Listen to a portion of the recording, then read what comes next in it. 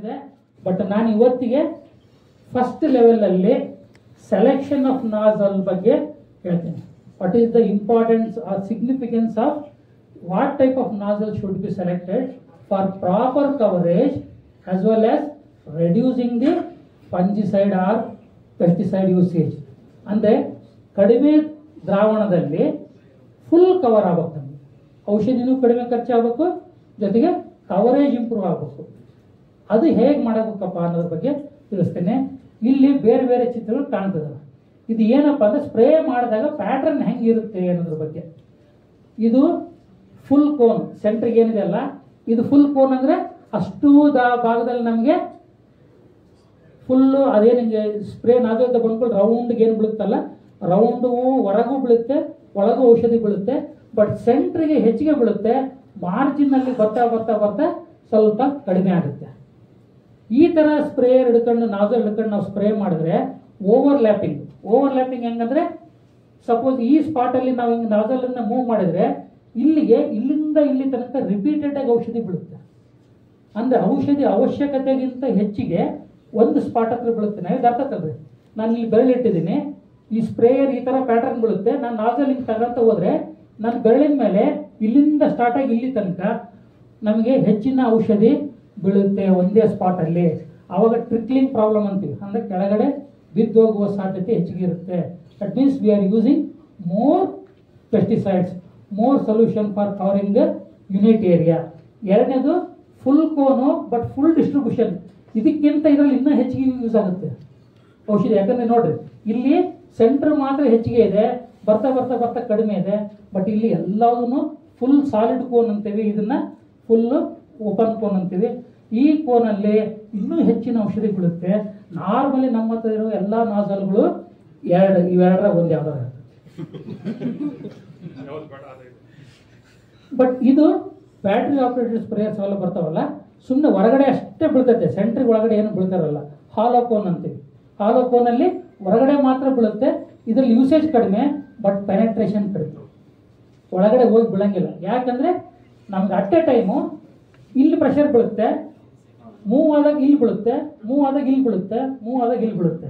ಅಂದರೆ at A time ನಮಗೆ ಒಂದು reason at A time cover ಆಗಲ್ಲ.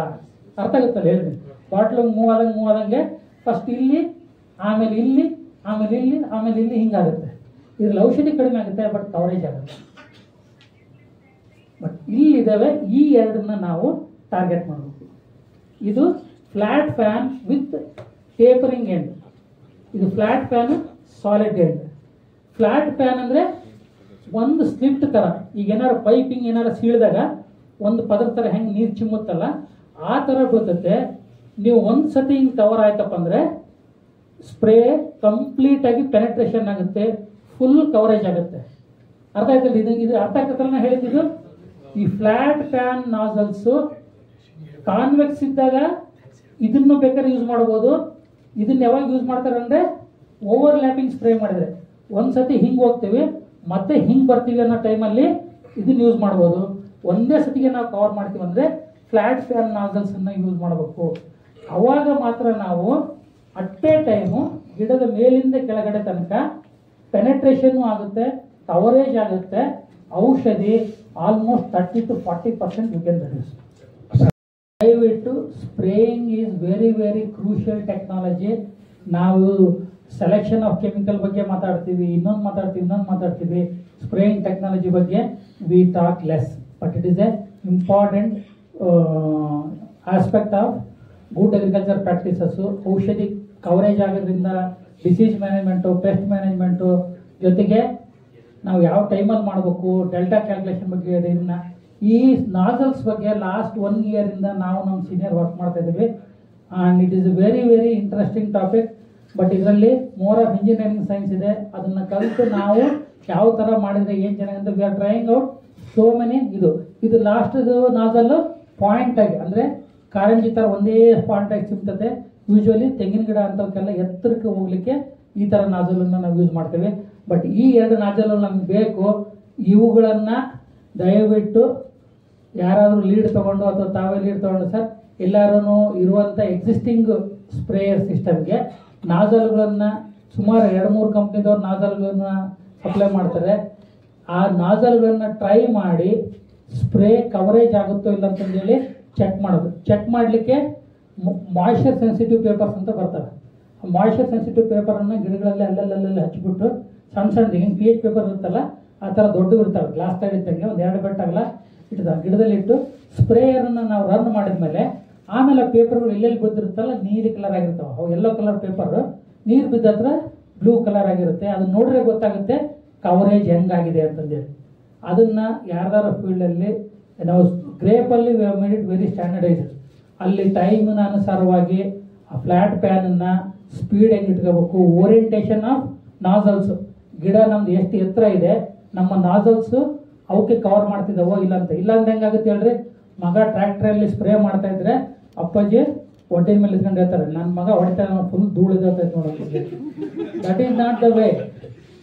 ನೀವು ಧೂಳು ಹೊಡಿತಾ ಇದ್ದೀರಂದ್ರೆ ನಿಮ್ಮ ಸ್ಪ್ರೇ ಗಾಳಿಯಲ್ಲಿ ಹೋಗ್ತಾ ಇದೆಯೋ ಹೊರತು ಗಿಡಕ್ಕೆ ಕವರ್ ಆಗ್ತಾ ಇಲ್ಲ ಅಂತಂದ್ರೆ. But it is A technology. Coverage ಆಗಿಲ್ಲ ಅಂದರೆ ಯಾವ ಔಷಧಿನೂ ಕೆಲಸ ಮಾಡಲ್ಲ. ಯಾಕೆ ಕೆಲಸ ಮಾಡಲ್ಲ ಅಂದರೆ ಇದನ್ನು ಕರೆಕ್ಟಾಗಿ ನಾವು ಬಿಟ್ಕೊಂಡ್ರೆ ಯಾವೇ ಔಷಧಿಗಳು ತಲೆ ಮೇಲೆ ಸ್ಪ್ರೇ ಮಾಡಿದರೆ ಕೆಳಗೆ ಬರುವಂಥ ಔಷಧಿ ಯಾವೂ ಇಲ್ಲ. ಇನ್ನು ಕೆಳಗೆ ಮಾಡಿದರೆ ಮೇಲಕ್ಕೆ ಹೋಗೋ ಒಂದು ಸ್ವಲ್ಪ ಅದಾವೆ, ಬಟ್ ಯಾವೂ ಕೆಳಗೆ ಬರೋವು ಇಲ್ಲ. ಬಟ್ ನೀವು ಏನು ಸ್ಪ್ರೇ ಮಾಡಬೇಕಾಗಿರೋದು ಇಲ್ಲಿ ಮಧ್ಯದಿಂದ ಕೆಳಗಡೆನೇ ಅವಶ್ಯಕತೆ ಇದೆ. ಸ್ಪ್ರೇ ಮಾತ್ರ ಮೇಲ್ ಬಿದ್ದರೆ ಔಷಧಿ ಎಫೆಕ್ಟಿವ್ ಆಗಲ್ಲ, ನಿಮ್ಮ ಪ್ರಾಬ್ಲಮ್ಮು ಸಾಲ್ವ್ ಆಗಲ್ಲ. ಅವಾಗೆಲ್ಲ ಮೈಕ್ರೋನ್ಯೂಟ್ರಿಯೆಂಟು ಚಿಲೇಷನ್ ಬಗ್ಗೆ ಬೆಳಗ್ಗೆ ಹೇಳಿದೆ. ಚಿಲೇಟೆಡ್ ಫಾರ್ಮ್ ಅಂದ್ರೇನು, ಸಾಯಿಲ್ ಹೆಂಗೆ ಬಿಟ್ಕೊಡ್ಬೇಕು ಏನಂತೇಳಿ ಸಿಂಪಲ್. ನಿಮ್ಗೆ ಏನಾದ್ರು ಮೈಕ್ರೋನ್ಯೂಟ್ರಿಯೆಂಟ್ಸನ್ನು ಇಲ್ಲ ಮುಗಿತೀನಿ ನಾನು 5 ಮಿನಿಟ್ಸ್. ಈ ಮೈಕ್ರೋನ್ಯೂಟ್ರಿಯೆಂಟ್ಸನ್ನು ತಿಪ್ಪೆ ಗೊಬ್ಬರದ ಜೊತೆ ಮಿಕ್ಸ್ ಮಾಡ್ಕೊಂಡು ಮತ್ತೆ ಫೋಟೋ ತೆಗಿಬೇಡ್ರಿ, PPTನೇ ಕೊಡ್ತಿದ್ದೀನಿ ಅಷ್ಟು. ಇದು ತಿಪ್ಪೆ ಗೊಬ್ಬರ ಜೊತೆ ಮಿಕ್ಸ್ ಮಾಡಿ ಇವನ್ನೆಲ್ಲ ಒಂದು 24 to 48 hours ಇಟ್ಬಿಟ್ಟು ನೀವು ಸ್ಪ್ರೇ ಮಾಡಿದರೆ that will be very very effective. Bordeaux ಬಗ್ಗೆ ಹೇಳಿದ್ದೀನಿ. ದಿಸ್ ಇಸ್ ದ ಆ್ಯಂಡ್ ಈಗ ಕ್ವಶನ್ಗಳು ಅದು ಏನಾರಿದ್ರೆ ದಯವಿಟ್ಟು ಕೇಳಬಹುದು. ಇದು ನನ್ನ ನಂಬರು.